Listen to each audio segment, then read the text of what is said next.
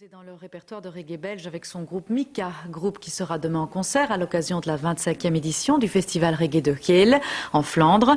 Nous accueillons la chanteuse du groupe Mika, Sophie Michalakoudis. Bonjour. Bonjour. Alors, le reggae est un genre musical exclusivement masculin. Alors, pour une femme s'imposer en tant que leader d'un groupe, ça a été difficile?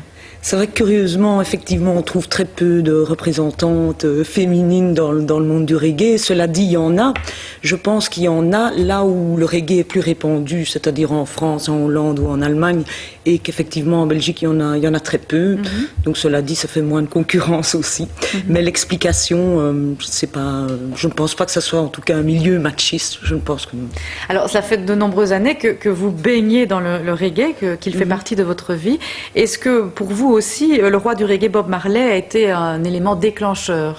Mais je pense que quand on découvre le reggae, forcément on passe par Bob Marley, puisque c'est lui qui a internationalisé le reggae.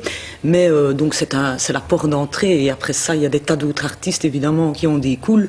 Pour ma part, Bob Marley je l'ai découvert à l'adolescence, mais c'est vraiment des groupes comme Black Uhuru qui m'ont beaucoup plus inspiré et impressionné, je dirais. C'est une histoire de famille pour vous, le reggae aussi? Mais c'est vrai que ça l'est, oui ça l'est, puisque bon il y a eu mes sœurs au départ, ma sœur aînée qui était très influencée aussi par le reggae, et en fait qui ont également participé à ma formation. Et actuellement je travaille avec mon mari qui est compositeur et arrangeur, bassiste dans le groupe, donc c'est bien comme ça, c'est l'unité. Alors demain vous serez donc en concert au festival de reggae de Geel. Voyons ce que ça donne lorsque Mika est en concert. Voilà un extrait d'un de vos concerts.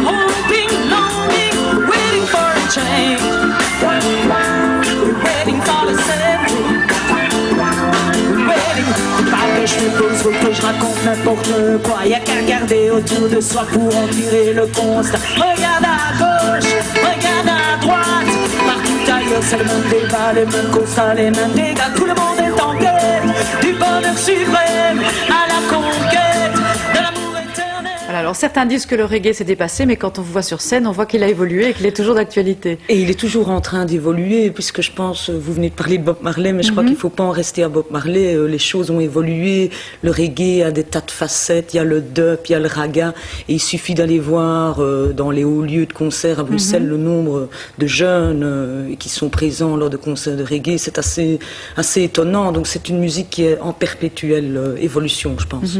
Alors, avec votre groupe Mika, vous avez sorti plusieurs albums. Le dernier, Only for Music, propose un voyage musical haut en couleur, un reggae spécialement jamaïcain, si on peut dire. C'est-à-dire qu'ici, il y a eu j'ai eu la chance d'avoir la collaboration avec le groupe légendaire Steel Pulse, donc qui ont produit un titre, et d'autres collaborations Dub Creator, donc là c'est plus du dub. Et je pense que dans ce CD, on retrouve un peu justement toutes les facettes du reggae.